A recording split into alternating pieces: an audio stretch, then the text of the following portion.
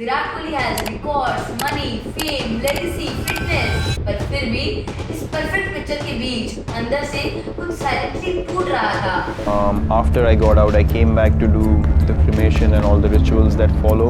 2019 से 2022 विराट कोहली की करियर का सबसे कंफ्यूजिंग फेज। इसी के कारण उन पर मीम्स बने, क्वेश्चंस उठे, उनको क्रिटिसाइज किया गया और हर मैच के साथ उनके प्रेशर बढ़ता रहा। क्या विराट कोहली T20 के प्लेइंग 11 से बाहर बिठाए जा सकते हैं? देखिए अब तो बैठाए जा सकते हैं। कि फिटनेस पूरी थी, इंटेंट क्लियर था और एफर्ट भी पूरे थे, पर फिर भी दुनिया इसे कहती है perfect life. Virat Kohli has records, money, fame, legacy, fitness, पर फिर भी इस परफेक्ट पिक्चर के बीच अंदर से कुछ साइलेंटली टूट रहा था।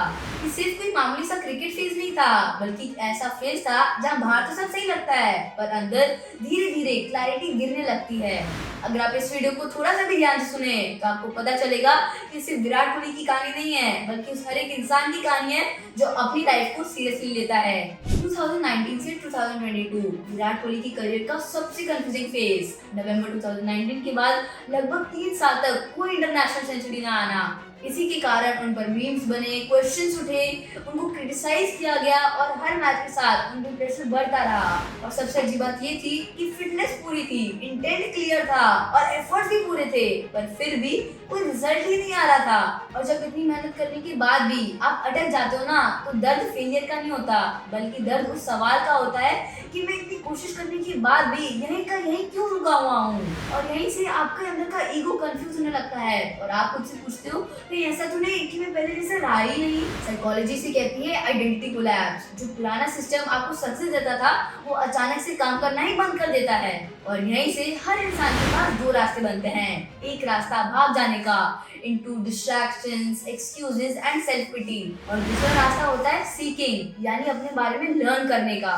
और यहीं पे विराट कोहली ने भागना चूज नहीं किया, उन्होंने अपना क्रिकेट नहीं छोड़ा, उन्होंने अपने एफर्ट्स कम नहीं किए, लेकिन उन्होंने एक बात मान ली कि सिर्फ बाहर का कंट्रोल काफी नहीं होता।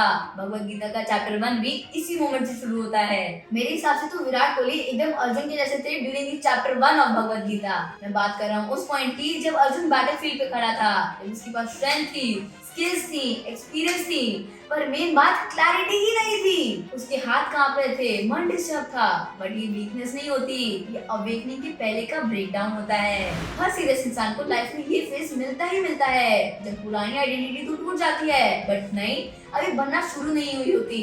इसी फेज के बीच यहाँ एक और चीज साइलेंटली काम करती है, दैट इज ग्राउंडिंग। और यहीं पे हमें अनुष्का शर्मा का रोल समझना बहुत ही जरूरी है। उनका रोल फ्लैशी नहीं था और ना ही वो प्रीच करने वाली प्रेजेंस थी। उनका स्पिरिचुअल टेम्परामेंट कहीं ना कहीं पहले से ही स्ट्रॉन्ग रहा है through books, self work and seeking. और अक्सर लाइफ में ऐसा होता है ना, जब आप कंफ्यूज होते हो तो आपको कोई ऐसा मिल जाता है जो आपको आंसर्स नहीं देता, बट आपकी ईगो को शांत कर देता है और आपको सही राह दिखाता है। विराट कोहली की केस में भी सीकिंग का एनवायरनमेंट वहीं से स्टेबल हुआ। प्रेशर या फोर्स नहीं था, बस ग्राउंडिंग और गाइडेंस थी। वैसे अगर आप यहाँ तक सुन रहे हो तो फटाफट इस वीडियो को एक लाइक दे दीजिए और लास्ट तक देखिए, क्योंकि इसे विराट कोहली की कहानी नहीं बल्कि हर कमबैक का स्ट्रक्चर है। इसके बाद एक और शिफ्ट आता है। सीकिंग अब बस जगह बदलने तक लिमिटेड नहीं रहती। सीकिंग अब एक ऐसी स्टेज पर पहुंच जाती है जहां गुरु के सामने अपने आप को सौंप देते हैं। और यहीं पर हमारे प्रेमानंद जी महाराज की एंट्री होती है। गुरु का मतलब सिर्फ कंफर्ट नहीं होता, बल्कि गुरु का असली मतलब अकाउंटेबिलिटी होता है। प्रेमानंद जी महाराज के प्रवचनों में अक्सर एक बात बहुत क्लियर नजर आती है कि भक्ति बिना डिसिप्लिन के नहीं, नाम जाप बिना रूल्स के नहीं और सरेंडर बिना रिस्पॉन्सिबिलिटी के नहीं। ये वो जगह होती है जहाँ ईगो धीरे धीरे चुप हो जाता है और डिसाइपल भाव राइज होता है। जब तक ईगो बोलता रहता है कि मैं सब कुछ जानता हूँ, तब तक ग्रोथ एक पॉइंट पे जाके रुक सी जाती है। और जिस दिन फाइनली आप अपने ईगो को साइड रखते हैं और फाइनली सुनना शुरू करते हैं, उसी दिन से आपकी ट्रांसफॉर्मेशन स्टार्ट हो जाती है। विराट कोहली के बिहेवियर में भी कहीं ना कहीं यही शिफ्ट दिखता है। स्टेटमेंट सिंपल हो जाती हैं, बॉडी लैंग्वेज और शांत एंड ग्राउंडेड हो जाता है। एंड उन्होंने खुद कहा कि I don't play for numbers anymore. ये एरोगेंस नहीं है, बल्कि ईगो ड्रॉप का साइन है। यहीं पर भगवत गीता की एक लाइन आती है जो पूरी स्टोरी को बहुत अच्छे से जोड़ देती है। आपका कर्म कैसा भी हो, चाहे इम्परफेक्ट ही क्यों ना हो, बट अपनी ड्यूटी निभाइए और अपना कर्म कीजिए, उसे छोड़िए मत। और हाँ, गुरु का काम सिर्फ भगवान की तरफ दिखाना नहीं होता, बल्कि गुरु का काम होता है आपको अपनी ड्यूटी से भागना बंद करवाना। फिर आता है 8 सितंबर 2022, एशिया कप का वो दिन जहाँ विराट कोहली फाइनली अपनी 71st इंटरनेशनल सेंचुरी स्कोर करते हैं। ऑलमोस्ट 3 साल का वेट खत्म होता है। पर इंटरेस्टिंग बात ये है कि कमबैक सिर्फ स्कोरबोर्ड पर नहीं था, बल्कि कमबैक इनर स्टेबिलिटी का था। एग्रेशन तो वापस आया, पर एंजाइटी कम हो गई। पर हाँ, यहीं पर लोग अक्सर एक गलती कर देते हैं। Sorry to interrupt you from this great comeback story, but यहाँ पर मुझे एक छोटी सी बट रियली स्पेशल बात कहनी है। इस वीडियो के पीछे जो फिलॉसफी है ना, वो सिर्फ विराट कोहली की कहानी नहीं है, बल्कि ये भगवत गीता और योगिक प्रिंसिपल से इंस्पायर्ड हमारी बुक गाइडेड नॉट फोर्स्ड का कोर इमोशन एंड लर्निंग है। इसलिए मैंने सोचा अगर ये वीडियो जेन्युइनली आपको हिट कर रही है, तो जब इस वीडियो पे 10K व्यूज और एग्जैक्टली 180 कमेंट्स पूरे हो जाएंगे एग्जैक्टली विराट कोहली की जर्सी नंबर की तरह, तो मैं अपनी गाइडेड नॉट फोर्स्ड बुक की 3 कॉपीज गिव अवे कर दूंगा। एंड ये टारगेट सिर्फ आपकी हेल्प से अचीव हो सकता है।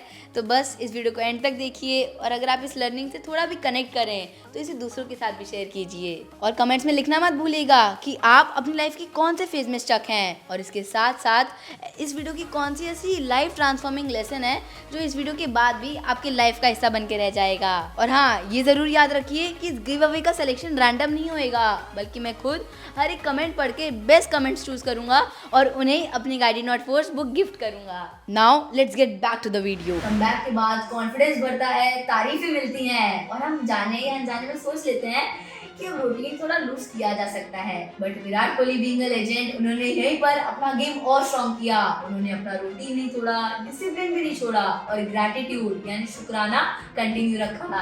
इसका आउटकम 2023 वर्ल्ड कप में इंडिया फाइनल तक पहुंची और विराट कोहली बने प्लेयर ऑफ द टूर्नामेंट। इसके बाद 2024 में इंडिया जीती T20 वर्ल्ड कप, जिसमें विराट कोहली का बहुत ही गहरा रोल था।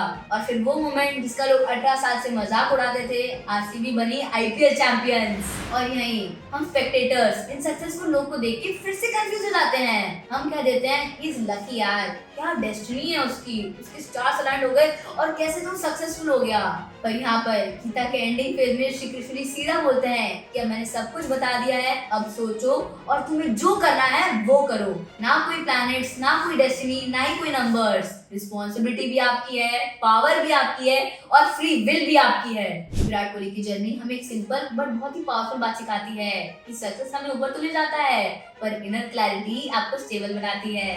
और हाँ, टू बी ऑनेस्ट, अगर आप अपनी लाइफ के किसी नॉट सो गुड फेज में है ना, तो बस पैनिक मत कीजिए, क्योंकि शायद ये फेलियर नहीं है, बल्कि आपके अपग्रेड होने के पहले का वर्जन है। पर वो भी सिर्फ एक शर्त पे, अगर आप भागो मत, अगर आप रूटीन तोड़ के एस्केप ना करो, और अगर आप अपनी जिम्मेदारी निभाओ। और अगर इस वीडियो ने आपको थोड़ी सी भी क्लैरिटी दी हो ना, तो इस चैनल को अभी सब्सक्राइब कर लीजिए for more such Gita and psychology back learnings that will transform your life. और कमेंट्स में अपने थॉट्स और लर्निंग्स लिखिए जो आपने सीखे इस legendary comeback story of Virat Kohli से। और इस वीडियो को शेयर कीजिए उस एक इंसान के साथ जो अपनी लाइफ में अटका हुआ है और स्ट्रगल कर रहा है, क्योंकि शायद किसी और की कमबैक स्टोरी उसका कमबैक लिखना शुरू कर दे।